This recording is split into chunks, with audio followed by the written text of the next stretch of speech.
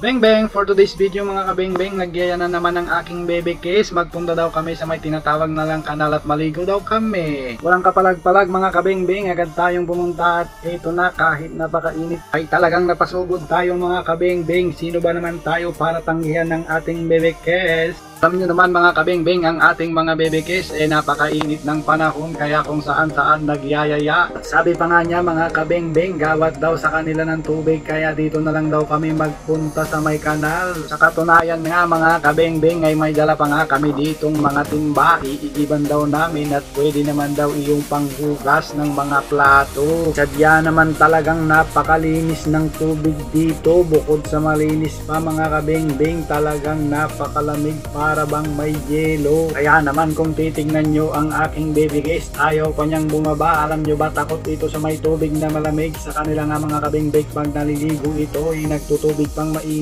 Yung tipong ang lakas maggayang maligo dito sa may kanal, pero ayaw namang bumaba. Alam nyo ba mga kabeng-beng, nagpapatabaan na kami ng aking baby case at ito nga may dala pa daw siyang pagkain. At sabi ko nga sa kanya mga kabeng-beng ay magdadayet na ako pag bumalik ako sa may Kabanatuan. Sobra na nga kasi yung panglalait ng aking baby case. Bakit daw ganoon? Dati napakalami kong carbs, ba't ngayon isa na lang daw? At ito nga mga kabeng-beng, nagtatawanan na lang kami kasi nga nagpapatabaan na lang kami. Minsan lang kasi kami magbanding ng aking baby case ng ganito mga kabeng-beng. Dito nga pala sa part na ito mga kabeng-beng ay binaba ng kapatid niya itong timba. Lagyan ko daw ng tubig at wawashingan daw yung sinakyan naming kulong-kulong mga kabeng-beng. Napababa na rin nga pala mga kabeng-beng ang aking baby case at tutulungan daw niya ako. Sabi ko nga sa kanya mga kabeng-beng, ako na ano pang silbi ng lapad ng katawan ko kung pagbubuhatin ko pa siya, nakakahiya naman na kasi sa may baby ko. Sa katunayan nga mga kabeng-beng, ayoko talagang pagbubuhatin ng mabibigat itong baby ko, baka kung mapano, sakitin kasi siya. Huwag na lang mabasa ng ulan ng kanyang tuktok mga kabeng-beng, ay talaga naman sisipunin, may kasama pang lagnat. At ito nga mga kabeng-beng, umahon na ako para buhatin yung timba na may tubig mga kabeng-beng, at baka kasi mabalian ng buto yung kanyang kapatid. At ito nga mga kabeng-beng, natira itong aking baby kiss. Tingnan nyo siya, uminom na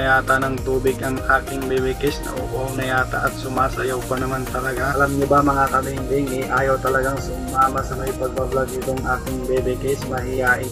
Pero dahil makulit ako napilitan din siyang sumama sa may pagbablog ko. Dito nga pala sa may part na ito mga kabeng-beng ay sumisid ako at binibilangan pa nga ako ng baby case. At sabi pa nga niya dito sa may part na ito mga kabeng-beng napakalaki daw ng balyena. Grabe talaga makalait ang aking baby case mga kabeng-beng, pero ganito lang talaga kami magbande. O siya nga pala mga kabeng-beng, hanggang dito na lang muna ang aking video. Pa-like and share naman ako mga kabeng-beng. Salamat ng marami.